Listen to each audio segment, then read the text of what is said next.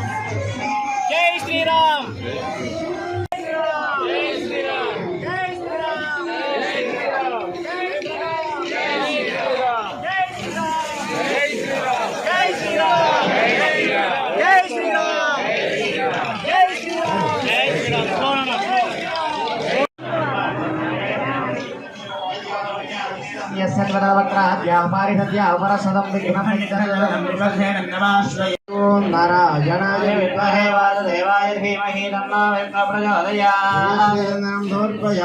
ओम ध्यानपरायणाय नमः द्रवजात्रार्थिकाय नमः द्रवाभीष्टप्रदाय नमः त्रिविधे विक्षसेनाय नमः नानाविधप्रभवपुष्पान् समर्पयामि। भागेन साफलनैवेद्यं समर्पयामि। ओम देवस्य द्वादशविधपुष्पैर्नो अर्पाभ्यां भूष्णोरताभ्यां स्वाहा।